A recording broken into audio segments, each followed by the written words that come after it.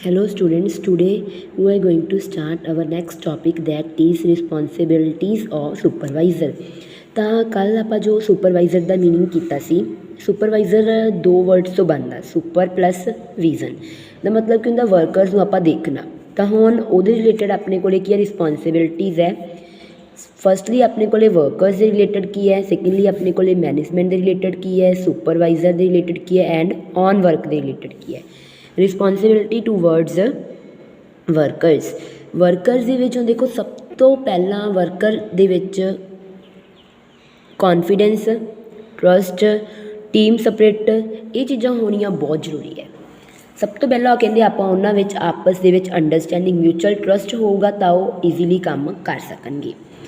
Secondly ਆਪਾਂ ਉਹਨਾਂ ਨੂੰ ਕੀ ਕਰਦੇ ਰਹਿਣਾ, ਇੰਸਟਰਕਸ਼ਨਸ ਦਿੰਦੇ ਰਹਿਣਾ, ਗਾਈਡੈਂਸ ਦਿੰਦੇ ਰਹਿਣਾ ਤਾਂ ਕਿ ਉਹ ਜੋ ਕੰਮ ਉਹਨਾਂ ਨੂੰ ਦਿੱਤਾ ਗਿਆ, ਜੋਬ ਅਸਾਈਨ ਕੀਤੀ ਗਈ ਆ ਉਹਦੇ ਰਿਲੇਟਡ ਉਹਨਾਂ ਨੂੰ ਆਪਾਂ ਕੀ ਪ੍ਰੋਵਾਈਡ ਕਰਨੀ ਹੈ, ਗਾਈਡੈਂਸ ਐਂਡ ਇੰਸਟਰਕਸ਼ਨ। ਥਰਡਲੀ ਆਪਾਂ ਉਹਨਾਂ ਦੀਆਂ ਜਿਹੜੀਆਂ ਪ੍ਰੋਬਲਮਸ ਹੈ ਉਹਨਾਂ ਨੂੰ ਆਪਾਂ ਸੋਲਵ ਕਰਨਾ। ਫਿਰ ਕਿ deal with workers as a friend rather than boss. ਅਗਰ ਆਪਾਂ ਇੱਕ ਐਜ਼ ਅ ਫਰੈਂਡ ਗੱਲ ਕਰਾਂਗੇ ਤਾਂ ਉਹ ਆਪਣੀਆਂ ਪ੍ਰੋਬਲਮਸ ਜੋ ਹੋਣਗੀਆਂ ਆਪਾਂ ਨੂੰ ਈਜ਼ੀਲੀ ਸ਼ੇਅਰ ਕਰ ਦੇਣਗੇ। ਅਗਰ ਆਪਾਂ ਬੌਸ ਬਣ ਕੇ ਕਰਾਂਗੇ ਤਾਂ ਉਹ ਕਈ ਵਾਰ ਹੈਜ਼ੀਟੇਸ਼ਨ ਫੀਲ ਕਰ ਜਾਂਦੇ ਹੈ ਅਤੇ ਦੱਸ ਨਹੀਂ ਪਾਉਂਦੇ ਜੋ ਉਹਨਾਂ ਨੇ ਦੱਸਣਾ ਹੁੰਦਾ। ਠੀਕ ਹੈ, ਨੈਕਸਟ ਫਿਰ ਆਪਾਂ ਉਹਨਾਂ ਵਿੱਚ ਟੀਮ ਸਪਰਿਟ ਲੈ ਕੇ ਆਉਣਾ ਤਾਂ ਕਿ ਉਹ ਵਧੀਆ ਤਰੀਕੇ ਨਾਲ ਕਰ ਸਕਣ। ਤਾਂ to convey the workers about plan and policies of the management, ਕੀ ਉਹਨਾਂ ਬਾਰੇ ਦੱਸਦੇ ਰਹਿਣਾ, ਉਹਨਾਂ ਨੇ ਕੀ ਪਲਾਨਸ ਬਣਾਏ, ਕੀ ਪੋਲਿਸੀਜ਼ ਹੈ। ਨੈਕਸਟ ਕੀ ਹੈ, ਰਿਸਪੋਂਸੀਬਿਲਿਟੀ ਟੂਵਰਡ ਮੈਨੇਜਮੈਂਟ। ਇੱਕ ਔਰਗਨਾਈਜੇਸ਼ਨ ਵੱਲੋਂ ਮੈਨੇਜਮੈਂਟ ਵੱਲੋਂ ਕੀ ਰਿਸਪੋਂਸੀਬਿਲਿਟੀ ਬਣਦੀ ਹੈ ਸੁਪਰਵਾਈਜ਼ਰ ਦੇ ਰਿਲੇਟਡ। ਠੀਕ ਹੈ, ਤਾਂ ਪਹਿਲਾਂ ਤਾਂ ਜਿਹੜਾ ਆਪਾਂ ਕੰਮ ਉਹਨਾਂ ਨੂੰ ਦੇ ਦੇਣਾ to get the assigned task done. ਫਿਰ ਆਪਾਂ ਉਹਨਾਂ ਨੂੰ ਦੇਖਣਾ ਕਿ ਇੰਸ਼ੋਰ ਦਿਵਾਉਣਾ ਆਪਟੀਮਮ ਯੂਟੀਲਾਈਜੇਸ਼ਨ ਆਫ ਰਿਸੋਰਸਿਸ ਆਪਾਂ ਪ੍ਰੋਪਰ ਤਰੀਕੇ ਨਾਲ। Next to report the management about progress of work regularly basis 'ਤੇ ਉਹ ਗਰੋਥ ਅੱਗੇ ਦੀ ਅੱਗੇ ਕਰਦਾ ਜਾਵੇ। ਉਹਨਾਂ ਨੂੰ ਉਹਨਾਂ ਨੂੰ ਦੱਸਦੇ ਰਹਿਣਾ ਕਿ ਕਿਹੜੇ ਕਿਹੜੇ ਪਲਾਨਸ ਵਗੈਰਾ ਹੈਗੇ ਹੈ। ਠੀਕ ਹੈ, ਫਿਰ ਉਹਨਾਂ ਦੀਆਂ ਇਨਫੋਰਮ ਅਬਾਊਟ ਡਿਫੀਕਲਟੀਜ਼, ਕੀ ਕੰਪਲੇਨ ਹੈ, ਗ੍ਰੀਵੀਅੰਸ ਹੈ ਵਰਕਰਸ ਦੀਆਂ, ਉਹ ਸਾਰੀਆਂ। ਨੈਕਸਟ ਕੀ ਹੈ, ਰਿਸਪੋਂਸੀਬਿਲਿਟੀ ਟੂਵਰਡ ਫੈਲੋ ਸੁਪਰਵਾਈਜ਼ਰ। ਫੈਲੋ ਮਤਲਬ ਜਿਹੜੇ ਆਪਣੇ ਕੋਲ ਨੀਚੇ ਰੱਖੇ ਹੁੰਦੇ ਨੇ ਪੁਆਇੰਟ ਉਹਨਾਂ ਦੀਆਂ। ਤਾਂ ਫਸਟ ਕੀ ਹੈ, to coordinate the activity of own department with other department. ਕਿਹਦੇ ਨਾਲ, ਆਪਦਾ ਡਿਪਾਰਟਮੈਂਟ ਅਤੇ ਅਦਰ, ਤਾਲਮੇਲ ਬਣਾ ਕੇ ਰੱਖਣਾ। ਫਿਰ ਕੋਆਪਰੇਸ਼ਨ ਫੁੱਲ ਹੋਣੀ ਚਾਹੀਦੀ ਹੈ।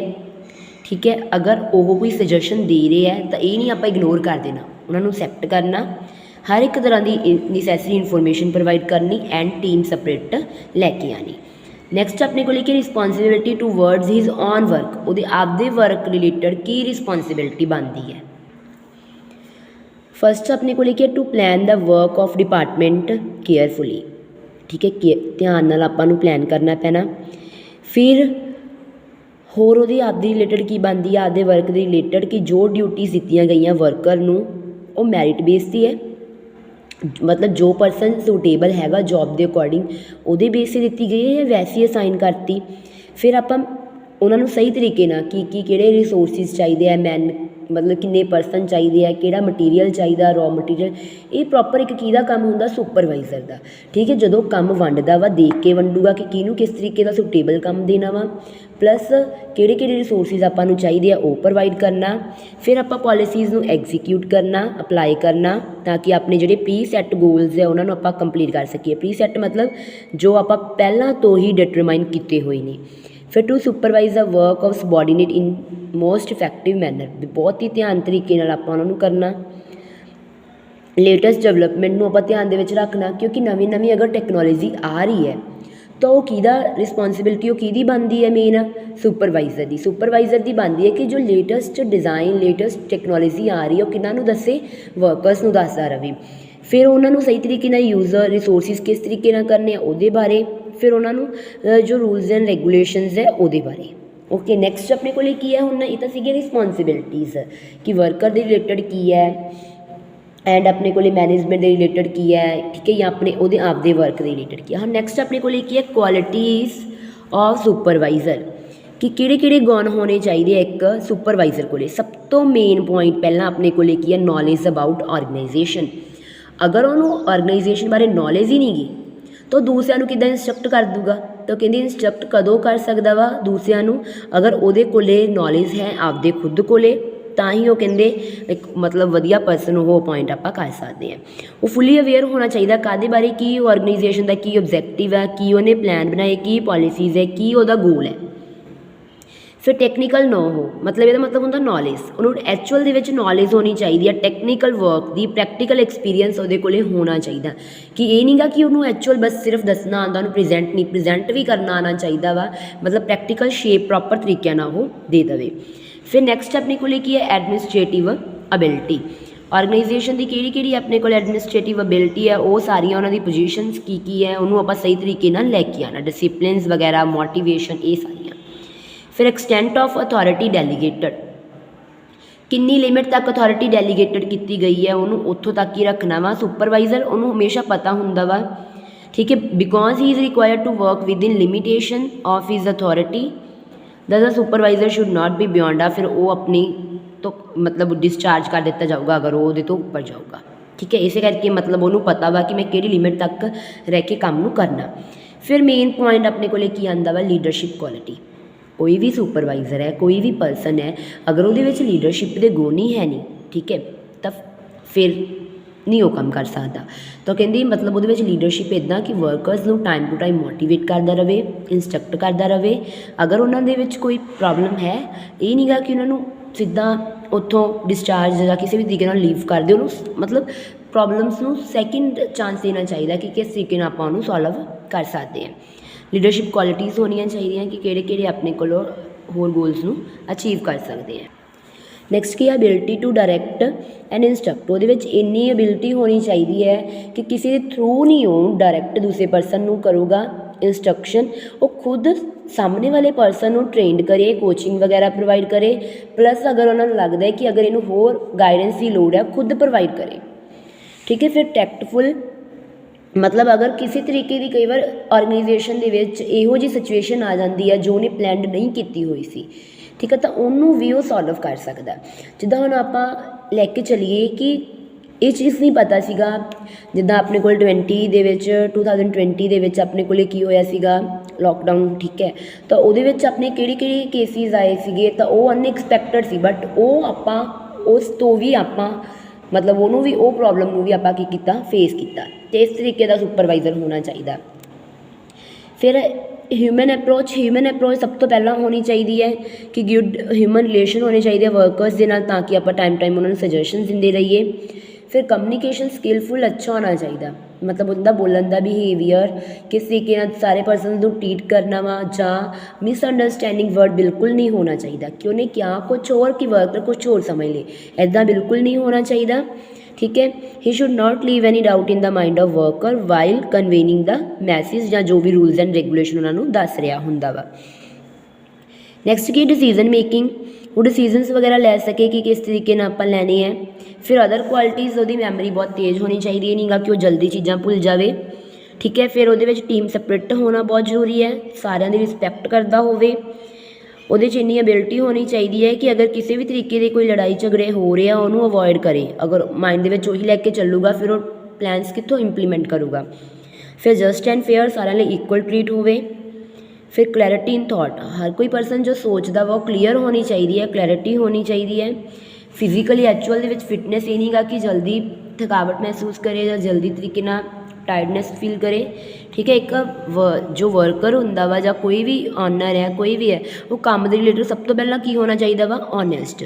ਅਗਰ ਓਨੈਸਟ ਹੋਊਗਾ ਤਾਂ ਜ਼ਿਆਦਾ ਬੈਟਰ, ਅਦਰਵਾਈਜ਼ ਆਪਾਂ ਨੂੰ ਪ੍ਰੋਬਲਮ ਕ੍ਰੀਏਟ ਹੋ ਸਕਦੀ ਹੈ। ਫਿਰ ਹਾਈ ਮੋਰਲ ਕਰੈਕਟਰ ਹੋਣਾ ਚਾਹੀਦਾ ਵਾ ਕਿ ਸਹੀ ਤਰੀਕੇ ਨਾਲ ਚੀਜ਼ਾਂ ਨੂੰ ਅੰਡਰਸਟੈਂਡ ਕਰ ਸਕੇ, ਠੀਕ ਹੈ। ਇਹ ਸਾਰੀਆਂ ਅਦਰ ਕੁਆਲਿਟੀਜ਼ ਹੈ ਕਿ ਸ਼ਾਰਪ ਮੈਮਰੀ, ਚੀਜ਼ਾਂ ਨੂੰ ਜਲਦੀ ਨਾ ਭੁੱਲੇ, ਅੱਗੇ ਦੇ ਅੱਗੇ ਯਾਦ ਰੱਖੇ, ਜਾਂ ਠੀਕ ਹੈ। ਨੈਕਸਟ ਆਪਣੇ ਕੋਲ ਕੀ ਹੈ, ਸੁਪਰਵਿਜ਼ਨ ਦੀ ਇੰਪੋਰਟੈਂਸ ਆਪਣੇ ਕੋਲ ਕੀ ਹੈ, efficient allocation of work. Efficient ਹੁੰਦਾ ਸਹੀ ਤਰੀਕੇ ਨਾਲ ਯੂਜ਼ ਕਰਨਾ। ਸੁਪਰਵਾਈਜ਼ਰ ਹਮੇਸ਼ਾ ਪਰਫੋਰਮੈਂਸ ਨੂੰ ਇਵੈਲੂਏਟ ਕਰੇ, ਕਿੰਨਾ ਦੀ ਪਰਫੋਰਮੈਂਸ ਨੂੰ, ਸਬੋਰਡੀਨੇਟ ਦੀ। ਇੱਕ ਦੇਖੋ ਮੈਂ ਤੁਹਾਨੂੰ ਦੱਸਿਆ ਸੀ ਸੁਪੀਰੀਅਰ ਹੁੰਦੇ ਆ, ਇੱਕ ਸਬੋਰਡੀਨੇਟ ਹੁੰਦੇ ਆ। ਸੁਪੀਰੀਅਰ ਕਿਹੜੇ ਹੁੰਦੇ ਆ, ਹਾਇਰ ਅਥੋਰਿਟੀ। ਸਬੋਰਡੀਨੇਟ ਕਿਹੜੇ ਹੁੰਦੇ ਨੇ, ਲੋਅਰ। ਤਾਂ ਹੁਣ ਜੋ ਆਪਾਂ ਕੰਮ ਸਬੋਰਡੀਨੇਟਸ ਨੂੰ ਦਿੱਤਾ ਵਾ ਉਹਨੂੰ ਆਪਾਂ ਸਹੀ ਤਰੀਕੇ ਨਾਲ ਪੂਰਾ ਕਰ ਸਕੀਏ, ਉਹ ਸਾਰੀਆਂ ਕੈਪੇਬਿਲਿਟੀਜ਼ ਉਹਦੇ ਵਿੱਚ ਹੋਣੀਆਂ ਚਾਹੀਦੀਆਂ ਵਾ। ਨੈਕਸਟ ਆਪਣੇ ਕੋਲ ਕੀ ਹੈ, ਇੰਸ਼ੋਰ ਇਸ਼ੂਇੰਗ ਆਫ ਇੰਸਟਰਕਸ਼ਨ, जो इंस्ट्रक्शन दित्ती उन्होंने यकीनी बनावे। हुण देखो top and middle management plan the working of lower level who actually carry out assign function जो दिते गए ने सुपरवाइजर मेक श्योर वो मतलब वो श्योर कर दिंदा कि जो मैं इन्फॉर्मेशन दूँगा पूरी डीपली दूँगा डिटेल दे विच। फिर कंट्रोलिंग की फैसिलिटी होनी चाहिए है कि किस तरीके नाल कंट्रोल कर सके, कंटीन्यूअसली मॉनीटर कर सके एक्टिविटीज़ नूं जो दित्तियां वा, actual performance and plan performance. ये मेन तुसी पॉइंट याद रखना, इत्थों पता लग जू कि कितना कंट्रोल है। देखो अगर आप टारगेट कितना सीगा कि अज मेरिया जो सेल्स है 1000 नीयर अबाउट हो जाए, ठीक है, ये तो सीगी अपनी प्लैंड। हुण एक्चुअल दे विच अपने कोले 1000 हुई है या वो प्लस हुई है, इनू आपां की बोल दिंदे हैं एक्चुअल। इत्थों पता लग जाता कि अपने कोले कितना कंट्रोल है उस चीज़ का। फिर आप उन्होंने सही तरीके नाल की करना है, ऑप्टीमम यूटिलाइजेशन ऑफ रिसोर्सिज। जो रिसोर्सिज है जो आपां की मटीरियल चाहिए उन्होंने टाइम टू टाइम आप प्रोवाइड करना। इत्थे की है उन्होंने आप इंश्योर करवाना, this will ensure the optimum use of not only material resources but also human resources, कि ह्यूमन रिसोर्सिज भी आप उन्होंने प्रॉपर फॉर्म दे विच देनी है। फिर आप उन्होंने मेनटेन की करना वा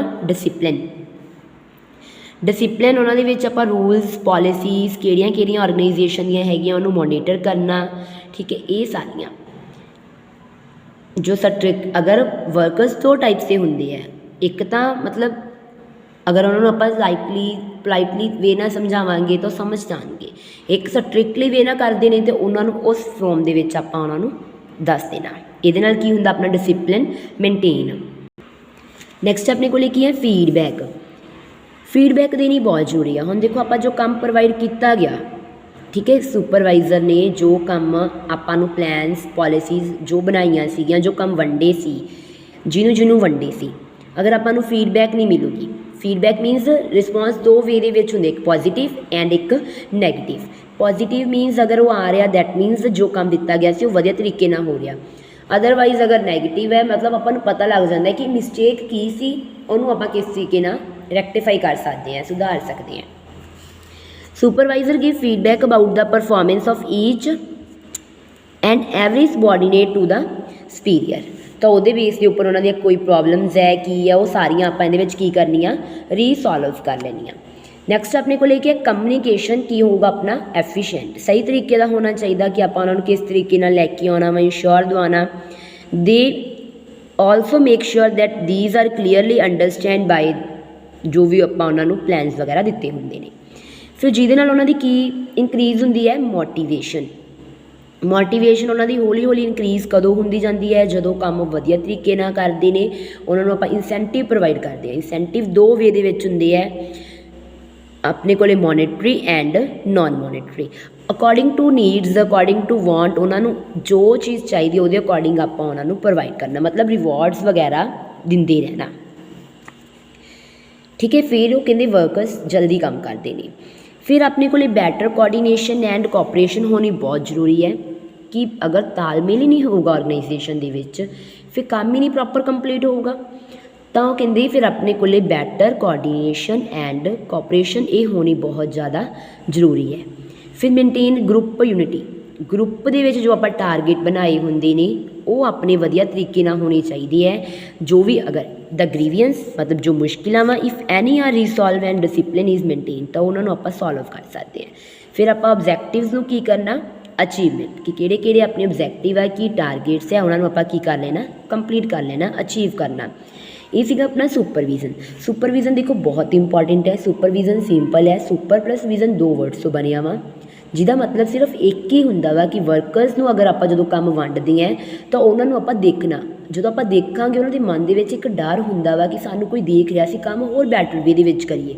अगर अपन लगता है कि वर्कर्स किसी तरीके उन्होंने कोई प्रॉब्लम फेस हो रही है, उन्होंने आप टाइम वो दसना, इंस्ट्रक्शनस प्रोवाइड करनियाँ ताकि वो अपने जो ऑर्गेनाइजेशन के गोल है वो टाइमली कंप्लीट कर सकन।